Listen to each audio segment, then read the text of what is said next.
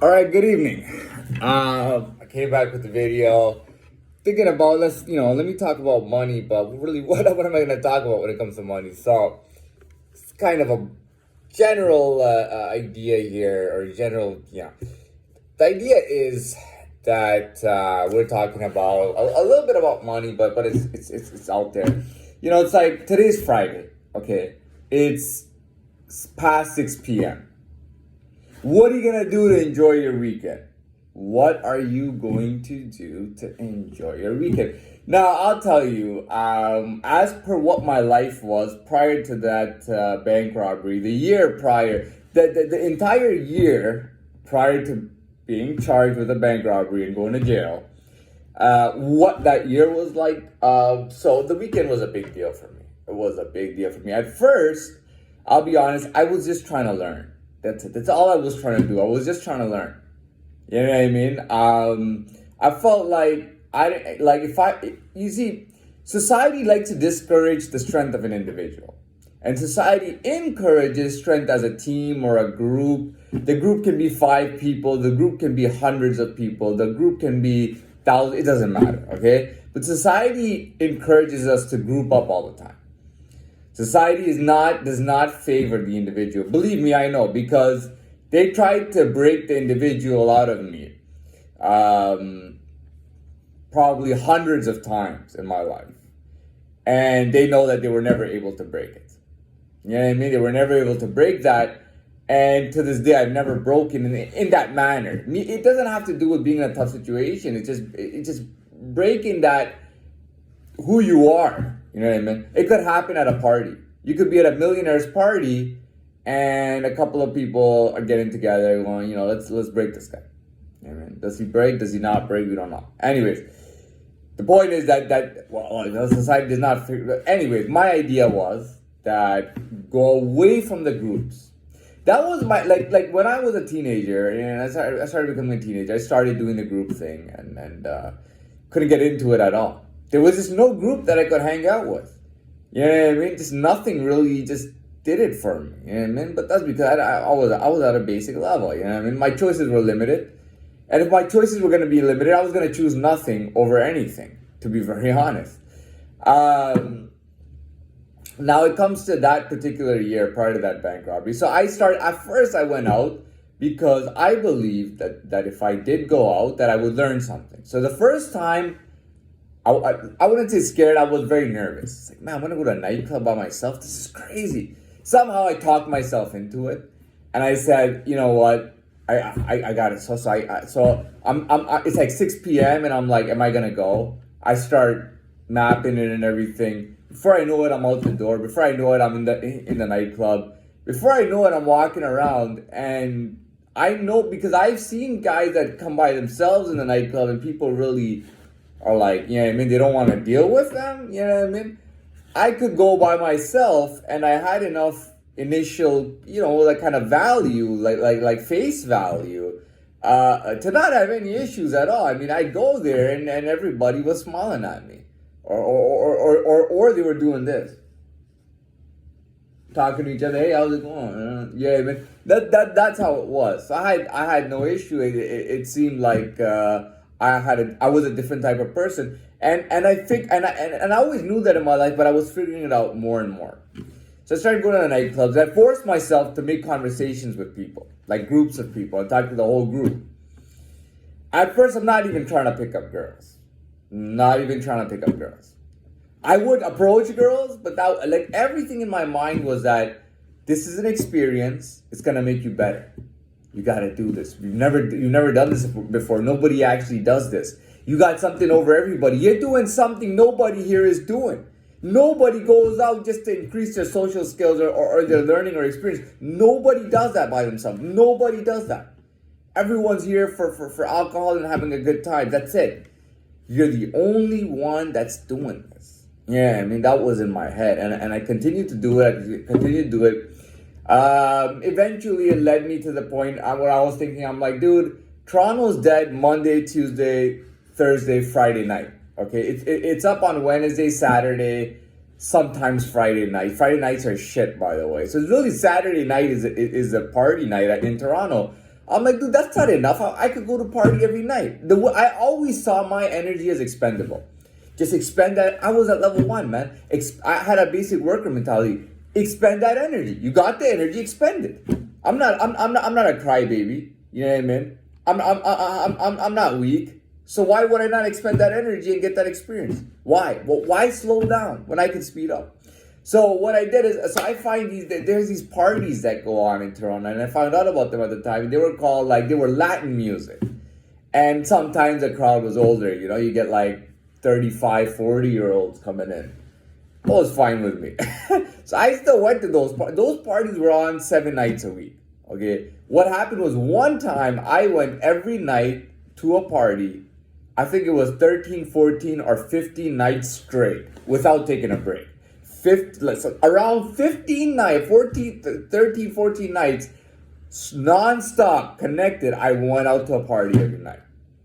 And as I started getting on the scene, people started recognizing me. When they recognized me, I could chit-chat with them when they came up. I won't lie, you know what, man, that's not the place to pick up girls, you know. Do not pick up girls that go to nightclubs and stuff a lot. I'm sorry, I don't want to diss anybody out there. Just for me, I wouldn't want to do that. Now, I met some really cute girls.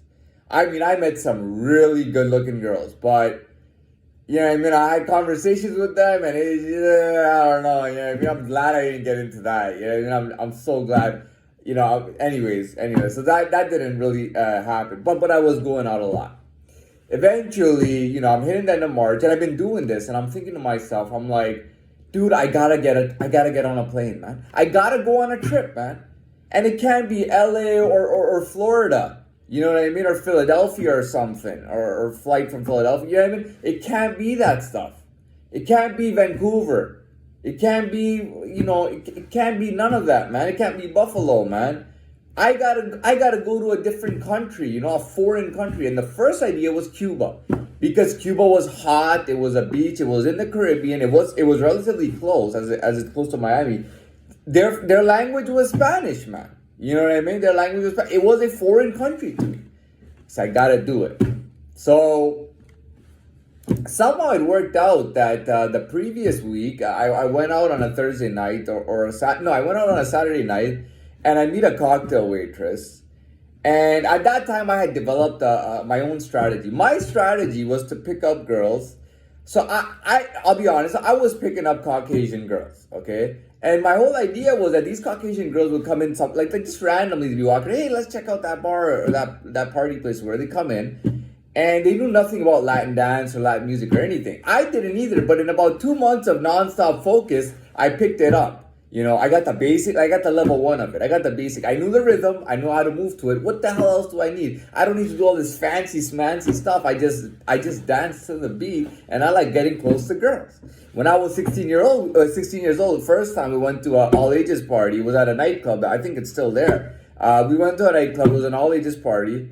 And I just liked dancing with girls, man. You know what I mean? That was just natural to me, you know what I mean? Even when I remember that night I went out, I left a group of people and I went on my own and I just started, you know what I mean, exploring on my own. So I meet this girl, a cocktail waitress, and I'm selling her the idea of the music. Like dance with me, because when you dance with me, you're gonna have a better time. I'm gonna put you onto this. Now I didn't tell her I was Latin or anything like that. To be honest, I never told her my background at all, and she never told me her background. We didn't get into that at all.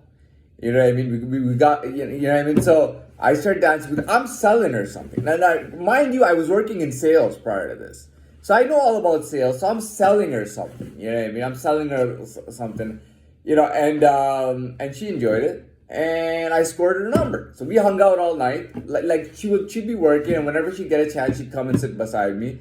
And we talk, and I'd have a drink. I was drinking at the time, so I'd have a drink as we sat, and I talked to her. We went and danced. We went and hung out. The whole night we'd hang out in spots.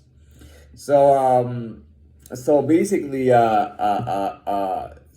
I got her number, and the following weekend, I got her to meet me at a place that I used to go to regularly, and then you know, we hit it off that night and everything. And then I tell her, I go, yeah, you know, like, this was Friday morning. Like, we met Thursday night. And I said, you know, Saturday, I'm flying to Cuba. You know what I mean? And the flight was already set. I was already set to fly to Cuba. It just so happened that that this experience happened. I go to Cuba, I come back. I get a job as valet with a company out of Chicago. The company's from Chicago. And I've talked about it. They open a little valet stand at two hotels in downtown Toronto. And I work there, it's a full-time job, and 60, 70 hours a week, which I love. I'm in downtown all the time. I'm out all the time, sometimes 6 nights a week, mornings, days, whatever it is. I'm out all the time. Every Thursday, Friday, Saturday night. Now, after I was done with going out to me, I said, okay, I'm only gonna go out Thursday and Saturday night. That's it. Thursday night, Saturday night, that's it, right? And that was my thing. I get an idea to go to Dominican. I go to Dominican. I do some cool activities in Dominican, by the way. And that's why this came up, because I did activities in Dominican that I could talk about. The idea behind this was to talk about activities that people can do on the weekend or on their weekend or whatnot, right? So go to Dominican. Dominican was a really nice experience. So I think with Cuba, it was weird because it was like all family stuff. There were all family people at the hotel. And I split the trip. I did it in 2 cities. I did Havana, which is the capital. I did Veradero, which is the beach city. So I mean, it was all families. You know what I mean? It was all families and all old people. It wasn't a lot of fun at all, man. I mean, they like all inclusive alcohol, so you can drink all the beer, all the wine, you can eat all the food you want. You know what I mean? And you don't even have to leave the resort. But I left the resort regularly. I even rented a motor scooter, and I rode the scooter the whole day. Like I went here, I went there, I went there. Funny story. I was taking a U-turn because I saw a very pretty girl. She was a lady. She was a very pretty lady, and I took a U-turn. She was riding a bicycle, by the way. So I took a U-turn in the middle of the street on my scooter, and she's smiling. She saw me take the U-turn to approach her, and I didn't know the cops were around, and they grabbed me, and then they took me to one police station. They started explaining everything, and they said that I was. They were laughing about it, by the way. They thought it was hilarious. They thought it was very funny. They saw it happen, so they were telling the booking officers that, he saw a pretty girl and he took a U-turn in the middle of the street, whereas there was a stop sign down the way, but he took a U-turn right away to pick her up, to follow her. So, they're laughing about it. They take me to some kind of military police station. I went to now they take me to a military police station. I was really worried. We go to this military police station, and there's like cells in there, where there's guys in all the cells. And I'm like, what the hell is going on? And then luckily they let me go because they found my papers and everything, and they called the hotel. They realized that I wasn't stealing. They thought I stole the scooter. They thought that I just stole the scooter. Maybe I found somebody left it outside a cafe or something, and I just stole it. They thought I stole it. I had not stolen it. The thing was, whenever I go to these Latin American countries, back then when I used to go, they used to think I was I was a local kid or something. Or at best that I grew up in America. Maybe my parents were from there and I was just there for vacation. I was up to no good. That's what they usually thought. Anyways, I get back to the hotel and everything. Well, but the hotel it wasn't that fun at all. No, I'll get to the second video. Just hold on.